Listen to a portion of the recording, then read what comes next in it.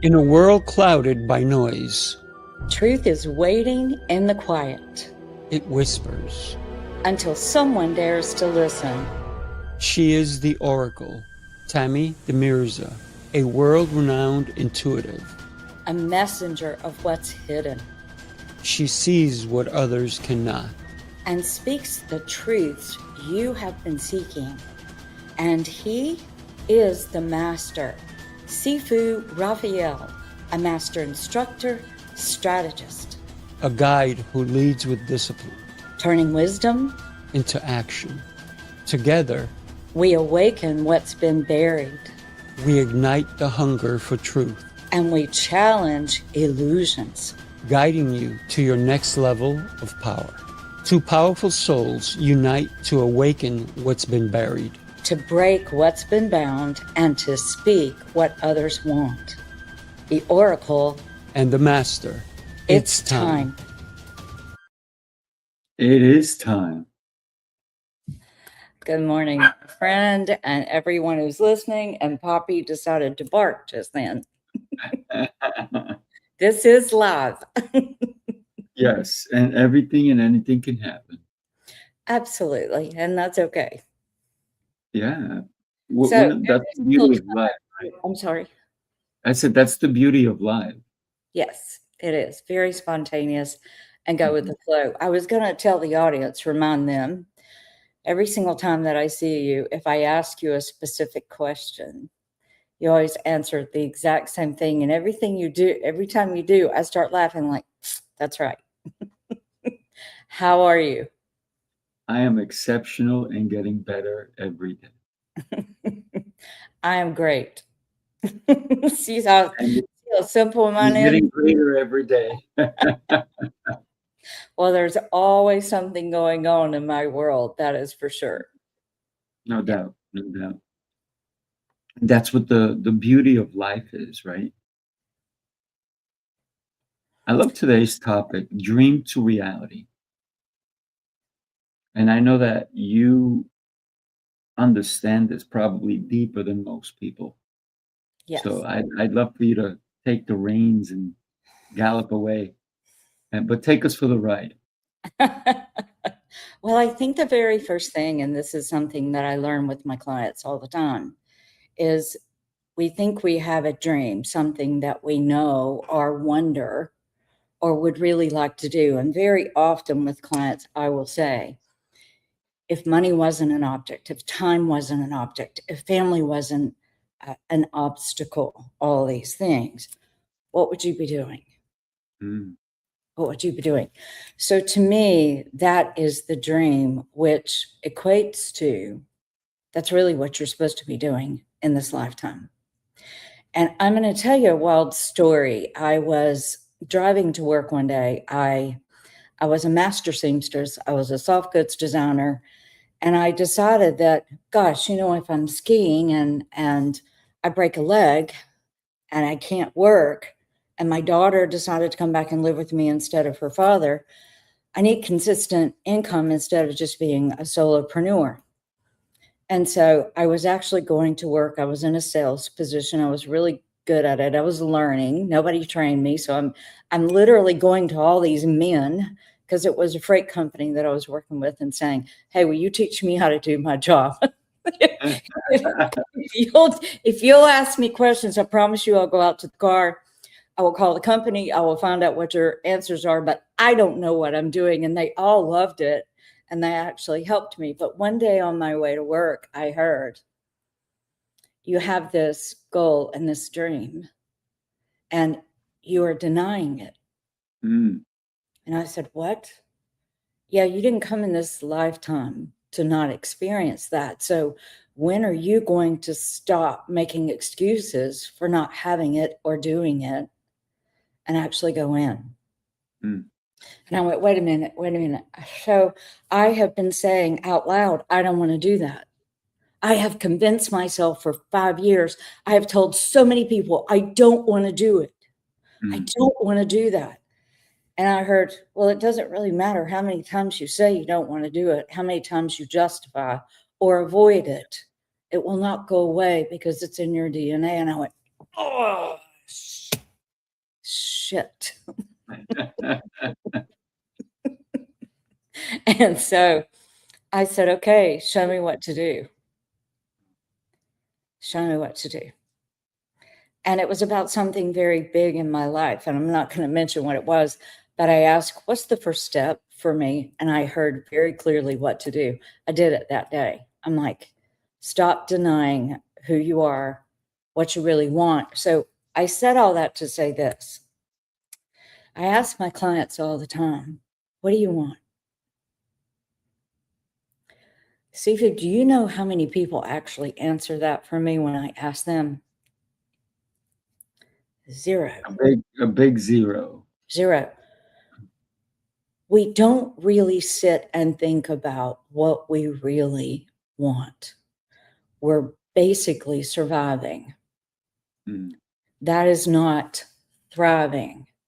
So when you don't know what you want, how can you bring or and think about bringing a dream into a reality? Because the truth is, like me, we are taught to avoid it. We're taught it's okay. We'll even justify it's okay if I don't do that, or it's okay if I don't have that because I really don't want it, or I'm clueless. I don't even know what I want. So when we get out of the head and into the heart, and there's a thing that I learned quite a few years ago that I'm just going to give the audience right now. When you're thinking too much and you're spinning and you're going nowhere because you're running on a hamster wheel around and around and around and nothing is really changing in your life, there's something that I was given a few years ago that I think would be helpful. And that is, I command my thoughts to go from my head into my heart. Mm. I command the thoughts in my head to go into my heart. I command the thoughts in my head to go into my heart. And then you count backwards 10, 9, 8, 7, 6, 5, 4, 3, 2, 1. Reset. It's powerful, isn't it? It sure is. Well, I've needed a lot of tools along the way. It's very interesting when we're talking about dreams to reality. I recently spoke to a person, and we were talking about your epitaph, right? Or what should I say is, what do you put on your tombstone? Mhm. If you could do it today, before you died, if you were the one in charge of putting on your tombstone, would it be a book? Would somebody have to sit there, bring some coffee and so forth and go, oh, I got to read this tombstone? No. Usually what you see on a tombstone is very little. It is beloved mother, father, son, whatever. And it's the date you were born and the date you left. Mm-hmm. But if you could put a phrase in that tombstone, and this person said to me, I would put left empty. I'm like, left empty? What the heck? And so they explained, they said, most people, so here's a question that I usually ask a lot is, what is the cemetery full of? Skeletons. Dead dreams. Oh, Dead dreams. And I've been posing that question for so many years. And most people say skeletons, dirt, these different things. But when I say dead dreams, it makes them think.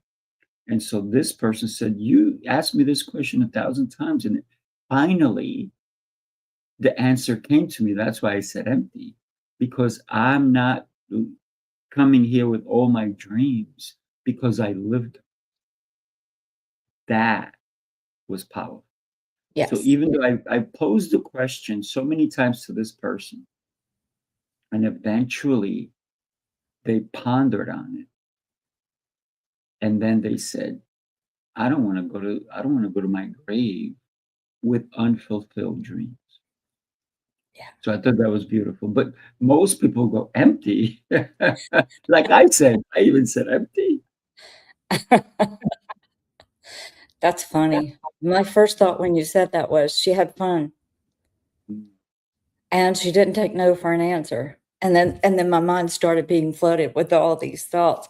I like that. I appreciate you sharing it. So I have a very personal question for you. Sure. What is your dream? I still have to dream it because I keep dreaming and doing, dreaming and doing. So my dream, for example, every night when I go to sleep,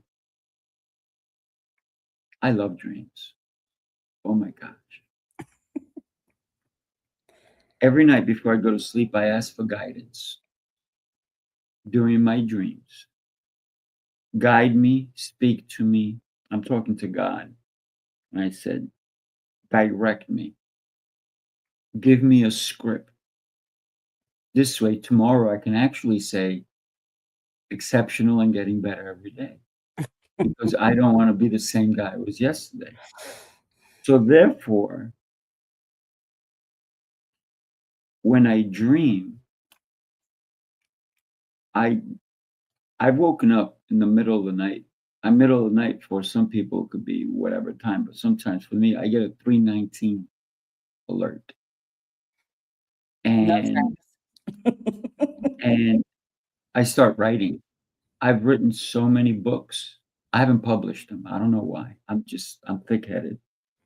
But I've written all kinds of books and ideas because they came to me in a dream. And it's that guidance that I ask for. And so there's been so many times where I can't stop writing. I write, I write, I write, I write. And it might be gibberish to anyone else, but to me, it means something. And then I have to see how can I fulfill the dream. And so my mission in life fully is to help as many people as I possibly can. And I've heard a lot of people say they want to help 1 million people. I want to help this man. I can't put a number on it. Because if I put a number, it's almost like I'm putting a ceiling on it. I have no ceilings. I want to keep moving on and on. So how do I help as many people as possible? And sometimes there's opportunities that show up. And the opportunities are because you're letting the world know that you're not going to stay stagnant, that you're going to live your dream. I never thought that the possibilities of what we can dream about can actually come true. Can I share something with you that's happening currently? And I even texted you about it. So I'm going to put up something. If anybody wants to help out, it's this, right? Vote. My name is Rafael Gomez, right? I know people call me Sifu. Sifu means teacher in Chinese. So vote for Rafael Gomez. And what is the vote for? I'm not running for office. No. It's called the runway, right? And if I win, if I get enough votes, I will be walking Fashion Week down the runway. And the runway, and the reason I entered is because it's about story. What is your story, your life story? What is it, something that's happened in your life that impacted you and maybe can help the world? And so my stories have really impacted me.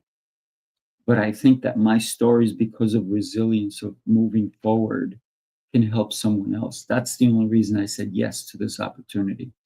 So if you get a chance, vote yes for me. You're going to have Because to put that back up again because I think you took it down too fast. I did take it down. So And the by the way, possibility. I'm sorry. By Go the for it. way, if you do, I believe you will win and walk down the runway. I taught modeling for 4.5 years.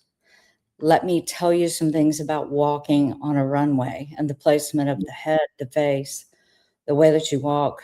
and even the way you turn. Okay. Attitude as well.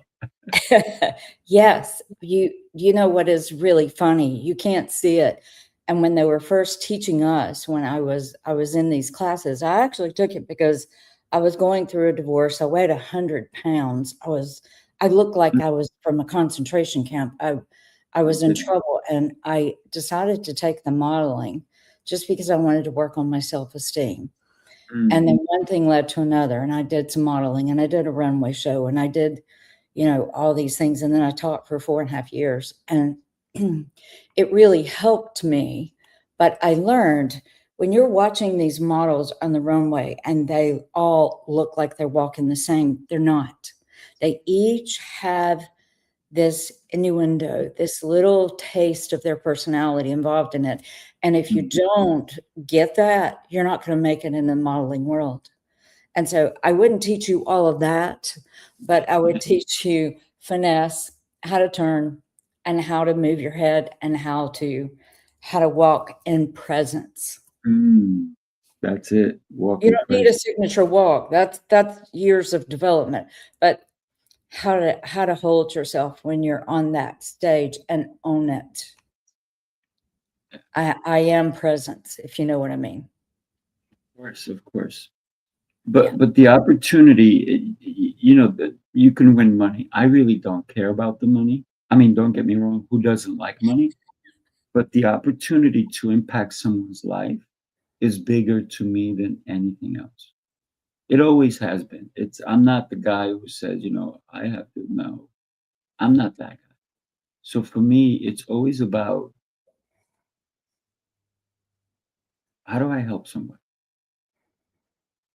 How do I make somebody understand that their life is beautiful and they're worth more than sometimes they give themselves credit for? So that's the reason I need to win, to help somebody see I that in think your them. story would help so many people if people heard where you've Mm, come from, I mean, and if you can do it, we can do it. yeah. It's good. So it's called Next Runway Star. Yeah, Right? there you go. And there's my link for you to do it. If you don't got the QR code, I put it in the chat as well.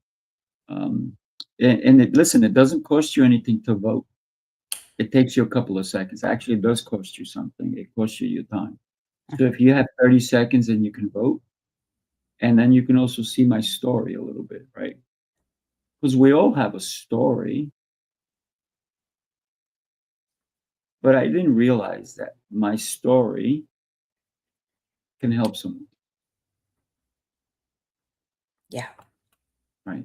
Story of resilience, of not giving up, or getting better every day. Well, I have a question for you because it was generic. Your dream of helping people with what? How?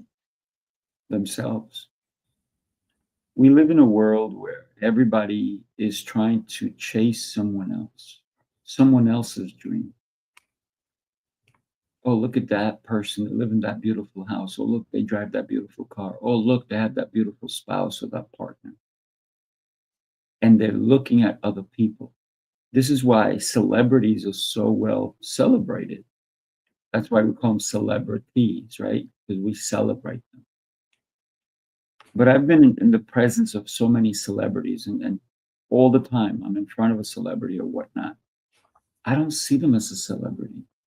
I see them as somebody who has different skills than I do. I see them as a human being. And you know what happens? They appreciate that. In the beginning, they want the status. Later on, they're trying to hide, put sunglasses, give me a hat. I don't want people recognizing. And when somebody sees them for who they are, another human being who has a soul, who has feelings, who can cry, who can feel sad, who can be hungry, then they go, thank you for seeing me as a person, not as my celebrity status.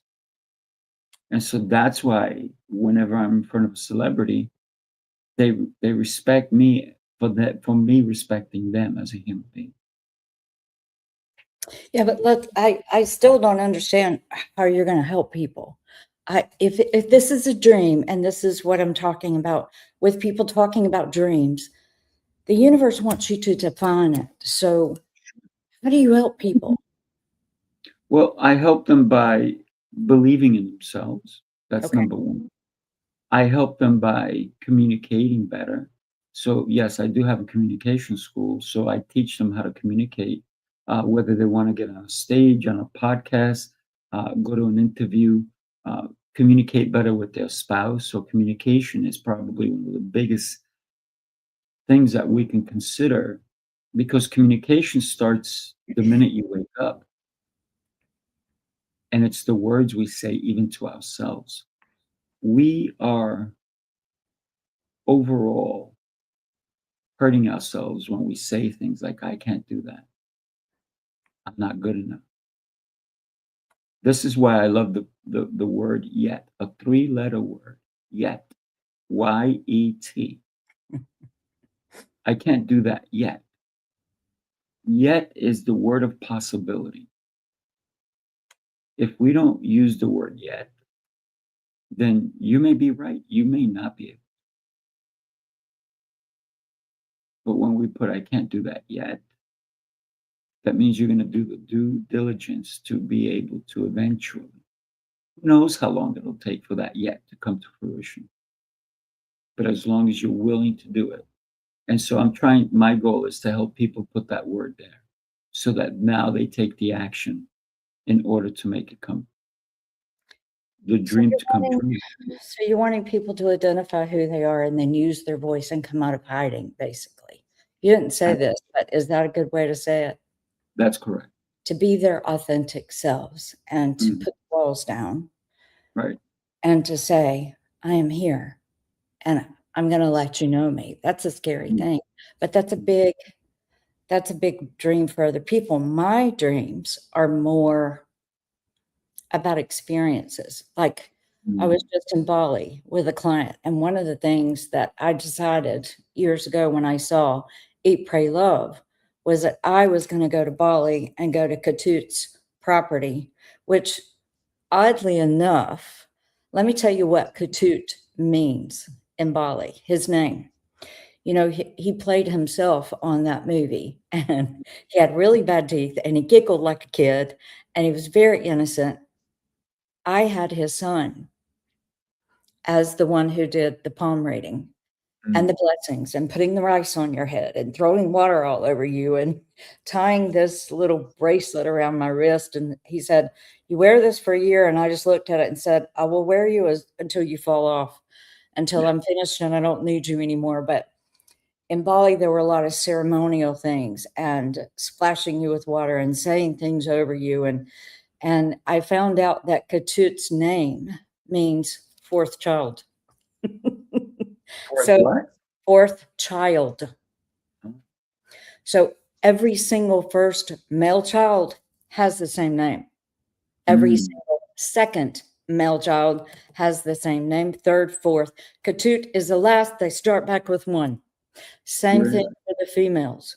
So even though they have names, they're known by, I'm number 4. Wow. Interesting. So for me, the dream is to have experiences, to go places, because I already know that I'm touching humanity even by being there. And one of the things that happened with my client is her eyes are getting opened and her abilities to be a clairvoyant and to see opened when we walked into a fountain, and I'm in front of her and I have on this ceremonial green, like halter type thing with my bathing suit underneath and a pink sash, red or pink. And I get into the water and you go to the fountains and you say a prayer and then you drink from the fountain 3 times and then you put your head underneath. They say shower, but you're really just letting the water come over you. And I had to do that in front of every single fountain. And I was in front of Maria, my client, and she said, Tammy, I swear to God, as soon as you walked in the water, your energy went like this in the water, and every single person was touched. And I was watching the reactions of the faces of the people in the water. When the energy hit them, she said, "You weren't even trying anything." I said, "No, I was just being with me. I was just doing my thing. I was being reverent." She said, "Every single person in that fountain got healed." And I was like, "You saw this?" She said, "Everywhere you moved, that it was white, pure energy, and it would just go out." And I said, "Thank you for sharing that with me." So what I want to say is that in the midst of us having even our personal dreams of me going to Bali and a client actually paying for it. I mean, what's a better way to travel to Bali than There's a no better client for it? way. You get paid for working and your time and the trip, and it's your dream. And that dream touches everyone, everyone. So my dreams are more now because I know I'm effective. I know I'm reaching people. My dreams are more personal, but that affects all of humanity. So everywhere we went in Bali, they were hugging us. "We don't want you to leave. We don't want you to leave. Why do you have to go to another hotel?" You know, "I loved being with you. Will you let me be your driver tomorrow?" You know, whatever it is, when you're resonating in the energy and the knowing of you, you're changing the world. So one of the things that I'm doing is that last year I went to Egypt by myself. I climbed Mount Sinai. I went into the King's Chamber. I experienced 3 miracles inside the King's Chamber. Then I slept in the White Desert. And this year, my dream was to take 10 people along with me. I have 10 people. Mm, We are going back to Egypt in October. nice. Then next year, I have become really good friends with His Eminence, Shyalpa Rinpoche from Nepal. And what you said earlier kind of relates to this. We actually had this conversation the other morning about how I don't treat him like a deity or a god. I treat him like a human being. And he loves that about me. I never like bow down and worship. I know the man sits on thrones. I know he is the person. Mm. But to me, he's my friend. And he was taking me around on his compound and showing me overlooking from the mountain in his compound. And he said, "You see this?" And I said, "Yes." And he said, "You are never taking anybody to Bali again. You're coming here in the Himalayas and you're going to teach from here." Mm. So now that's a dream. Nice. So I'll be taking a group to the Himalayas next year. Very cool. So the reason that I was pushing you about a dream is because I know you're doing many things.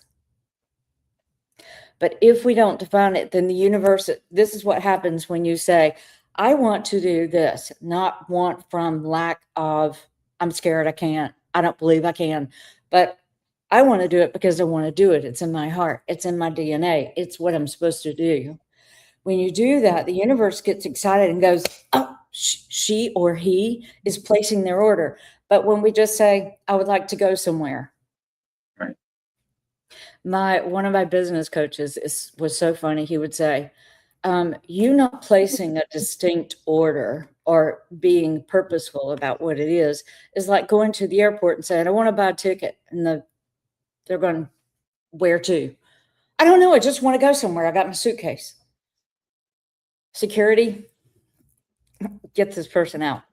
So I appreciate you going deeper into that. And I think that's one of the things that people do not do. Right. It's about realizing your dreams and not just putting them on, even on paper, right? It's taking actions on it.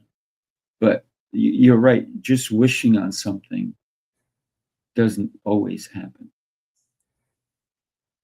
So what's a personal dream of yours? That's very interesting.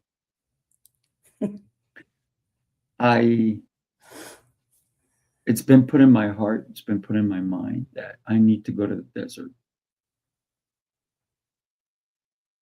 Do you want to go with me to the White Desert? I might have to. I might have to, right?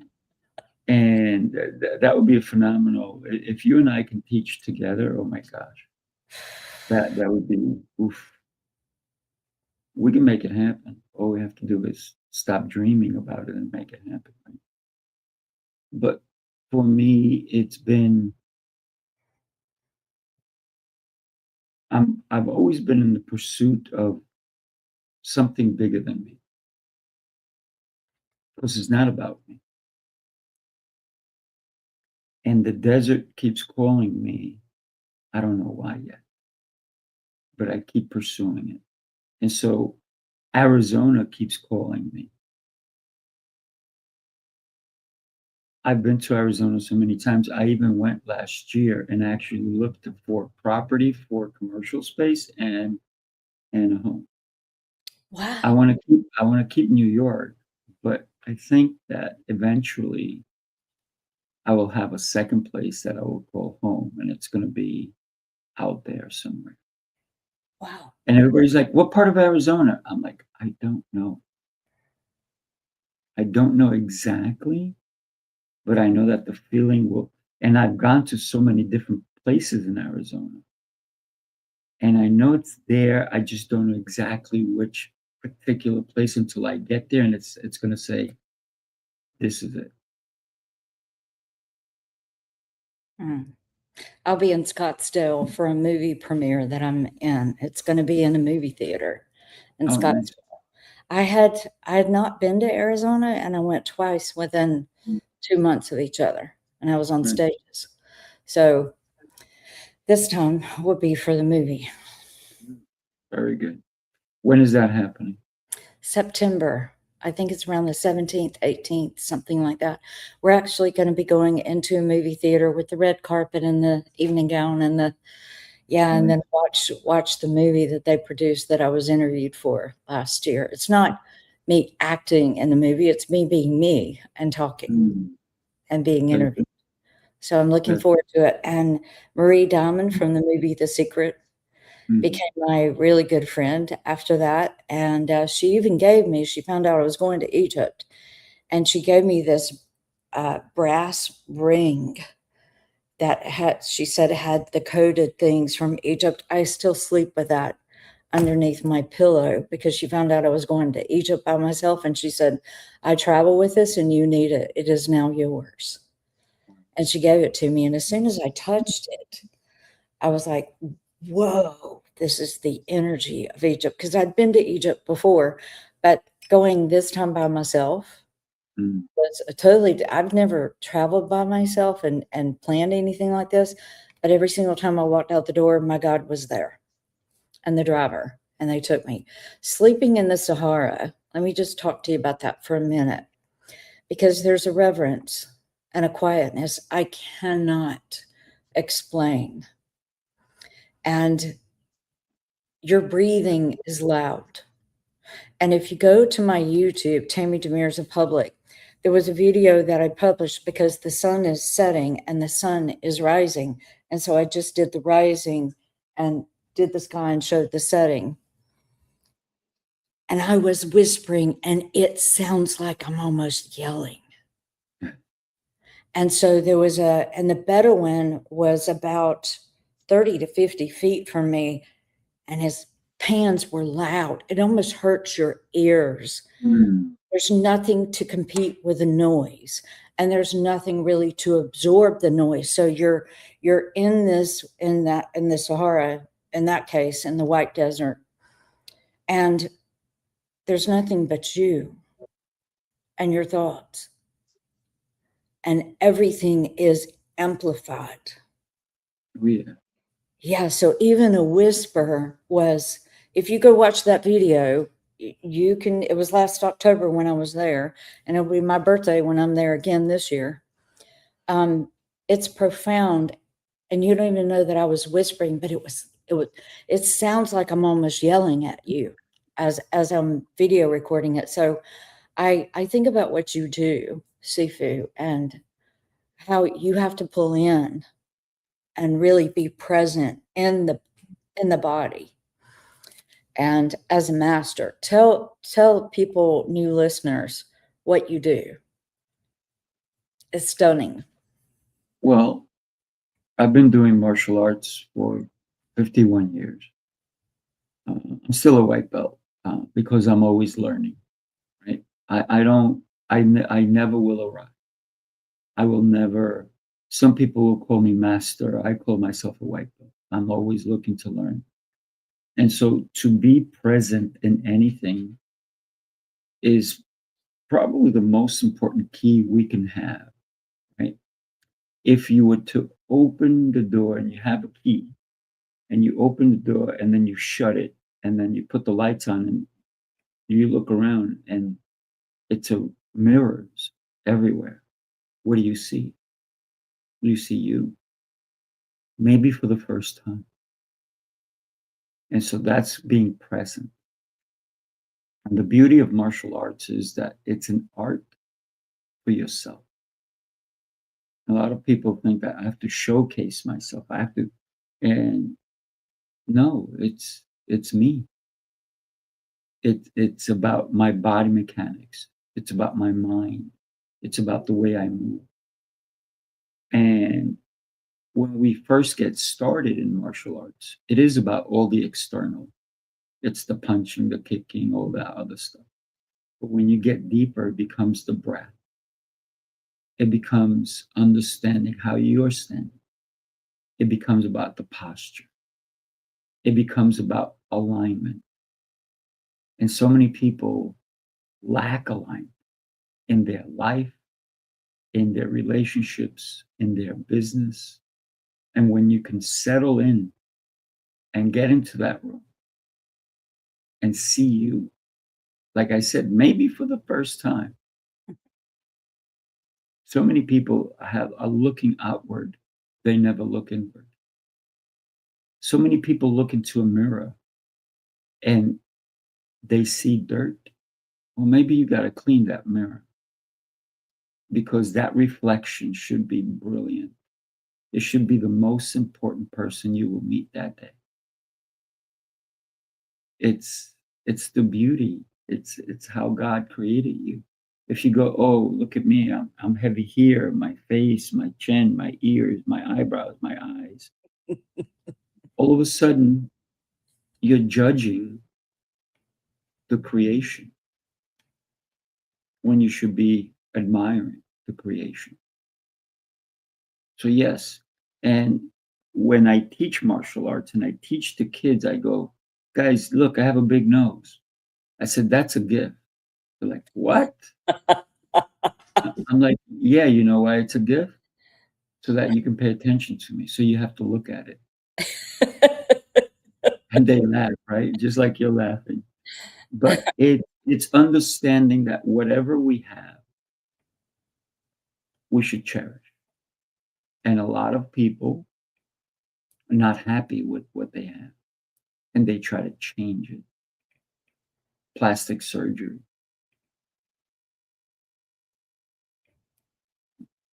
The book that really speaks about plastic surgery and that it doesn't matter how much you change the outside, it's the inside that really has to have surgery. That's where the real surgery is, the inside. The outside is superficial. Because guess what? Earlier, when I said to you, what's in the cemeteries? And you said skeletons. Well, guess what's we all are? We're all skeletons with all these layers on us, and it makes us look different.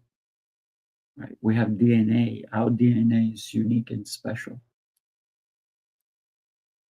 So look in the mirror without judgment and look in the mirror with admiration for the beauty that you are. And that's my mission, to help people see that. So I'd like to go back to something because I want to stay on the subject of dreams, and I want to use something that you just said to go back to that. It is when you get in the quietness of you that you can actually figure out your dreams. So I want to hear from the audience. I want to know, what are your dreams? Mm. if there was no limit to anything, money, people, friends, even like I have a dog, but I have the perfect person to leave my dog with. So having a dog is not a problem. You know, I mean, I think she thinks she has two mothers and she's happy with that. When I am home, I am the mother. When I'm gone, she is the mother.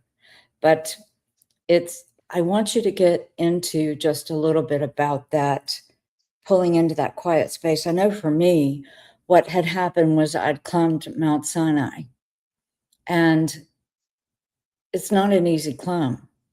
Mm. And some of you know that story, and that my little guy, he's a little bit tiny, skinny Bedouin to my left, had on the full long dress, tunic, and I'm walking. It's cold, it's dark. I had a headlamp, thank God, even though it was a full moon, you couldn't see.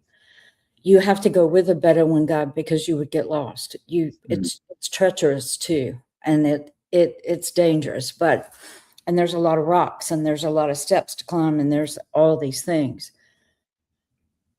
When he was walking beside me, I asked him, I said, "How many times a day have you climbed this?" He said, "Up to 5 or 6 a day." And I'm sitting there going, this from the very beginning is feeling like, you know, when you're in the gym and you're climbing that really tall, like 7 or 8 feet Stairmaster, Right. that's what the start of the climb felt like.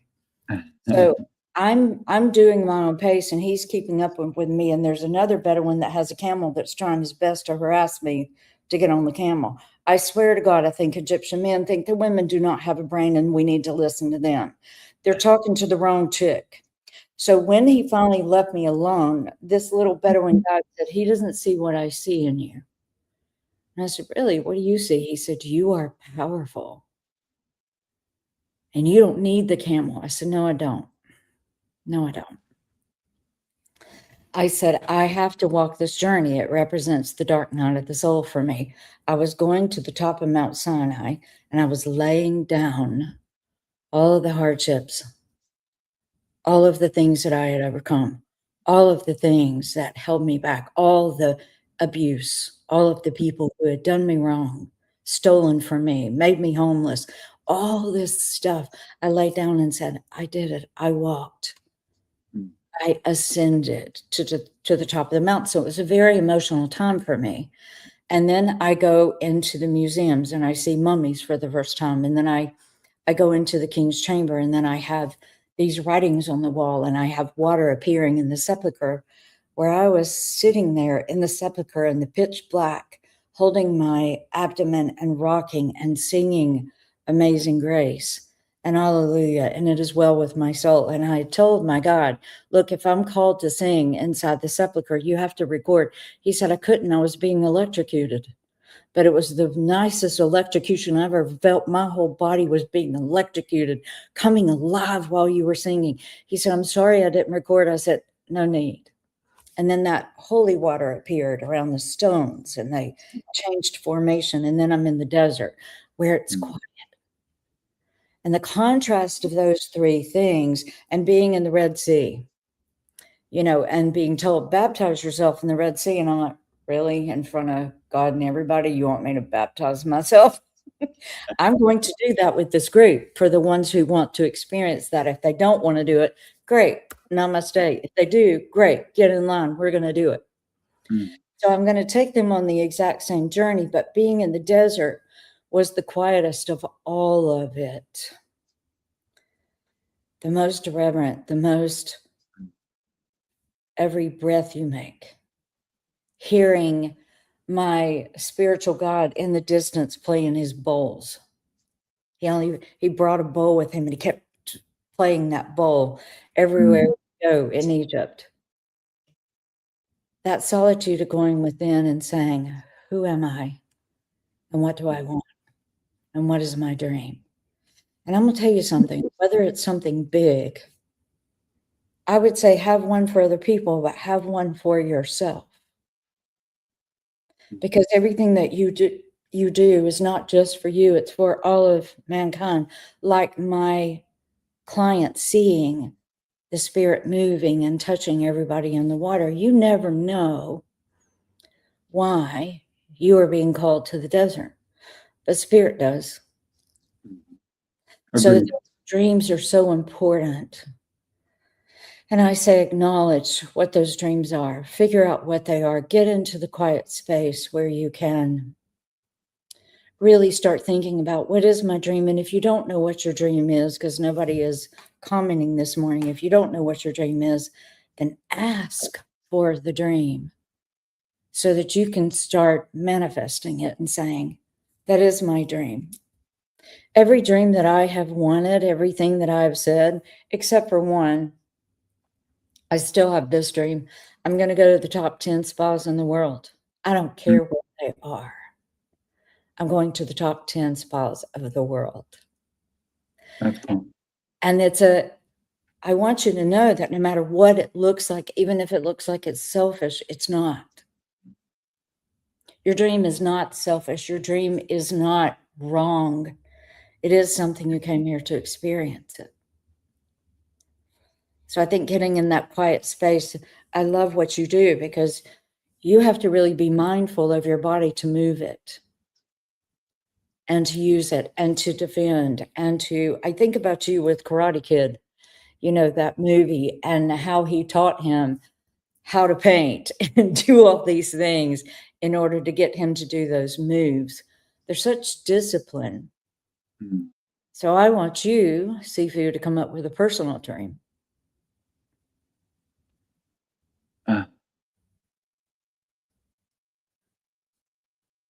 Well, the only way this dream can actually come to fruition is if I take action every day. And it's to live over 125. You want to live to be over 125? Yes. I'm going to tell you why. Because my great great great grandfather lived to be 113, had all his senses still. And so this is one of the reasons I created Sifu's Mind Body Method, to teach people how to live in order to have longevity. Mm. So I think about longevity as a possibility. But we live in a world where all these companies are trying to stagnate us because they want us to eat a chip, they want us to eat a cookie, they want us to eat all these processed foods that are going to eliminate our dreams, because we will be in a hospital somewhere instead of living our dreams. Dementia, all these things are more prevalent nowadays than they were back in the day. And the reason is because of all the sugar. And if you look at all the sugar that they're now trying to hide, and now they created all these different words for the word sugar, sugar's a drug. So when you think about, you go to somebody's house and they're pushing all these, what is somebody, when you go to a gathering at somebody's home, what happens after the meal? A billion pastries come out.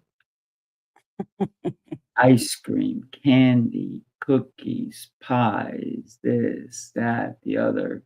And I've been at houses where it's a 12-foot table and you can't see anything except all the pastries on it. And they're like, enjoy. And I know what they mean. They mean for you to be happy. But we forget that happiness is not living in a hospital bed. And they don't realize that by telling you to enjoy now, but suffer later. Well, talk to me about 125 years. Why do you want to live that long? I want to kick my great grandfather's butt.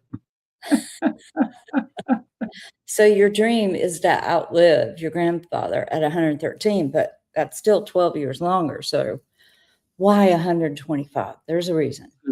I didn't want to live 113 in one day. So I said, 125 is a really good number. And when I think about it, my dad, who lived to be 91, was born in 1925. So if I take the 9 out, then it's 125.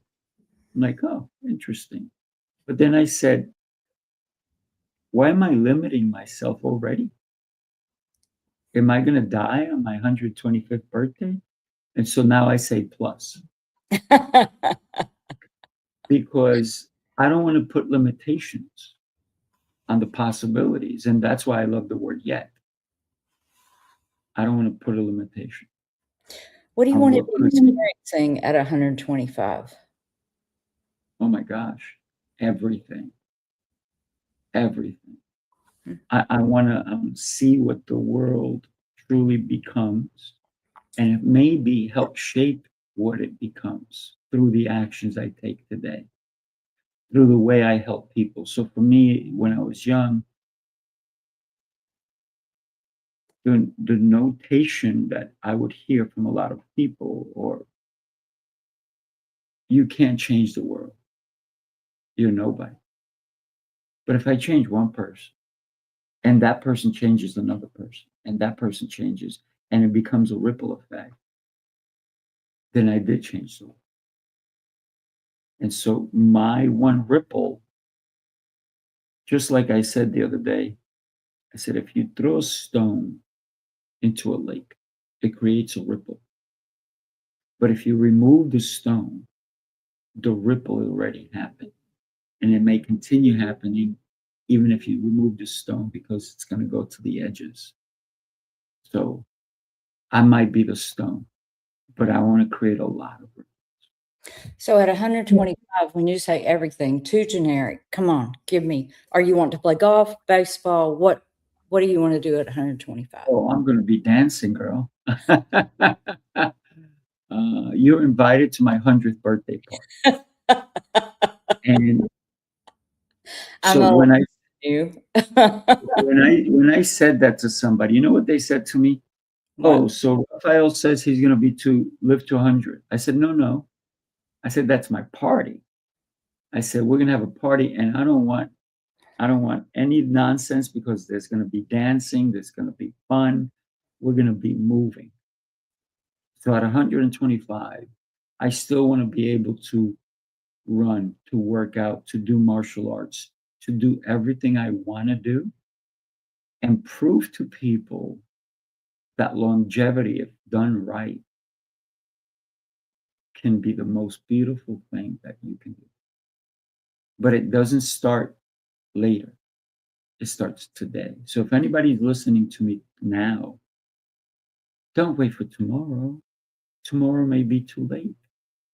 Live today. Because listen, hey, I could die at 78. I can die tomorrow. I can die this afternoon. But my goal is not to die. My goal is to live. And every second, I'm going to cherish. Every second. I think about there was a funny thing that I heard one time about living life fully. And instead of, picturing a baseball mound and you're running the bases and you didn't get dirty, you didn't get muddy, you didn't slide, you didn't. And then I heard, I want to be that person that by the time I get to home plate, my clothes are ripped and there's mud all over me. And I played, I dug into it. Oh, yeah. That is my philosophy about living. Why not enjoy it? My grandmother was 13 days from being 100 years old. She was born in 19. We counted there were 100 offspring. At that time, in the year 2000, there was 100 offspring from the coupling of my grandmother and my grandfather. And most of them have passed. Most of the children have passed. My mom and my mom's second to the last sister is still alive. My mom is 86 and spicy as hell. A handful and a lot to deal with. Let me just tell you. But She and her sister are still going, and her sister's 90, I think, or close to 90. And she has the mindset of my grandmother. My grandmother at 90 something years old was up on top of one of her trailers that she was renting and was fixing the tar on top of the roof. And my aunt said, "Get off the roof and you're coming to live with me." And so there's this longevity in the Smith family. So Joan, my aunt, was she got in this neighborhood and the guy didn't have a lawnmower. She went out there at 80 something and was cutting his grass. And I was like, wait, he's 30 and you're cutting his grass at 88? Oh my goodness. So That's I that's that kind of mindset that you're talking about though, right? Where you're living to the fullest. To me, it's not a date. It's funny because people keep telling me, even Katut's son was talking about my hand, you got a long life. And I'm like, I don't care about the long life. I care about the life well lived and experiencing it and tasting it and feeling it and being a part of it. That's what I care about. I don't care about the age. So that's why I kept asking you, what do you get at 125? What do you get?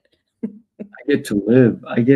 So think about, I don't want to be um, not able to move, not able to run, not able to do all these things.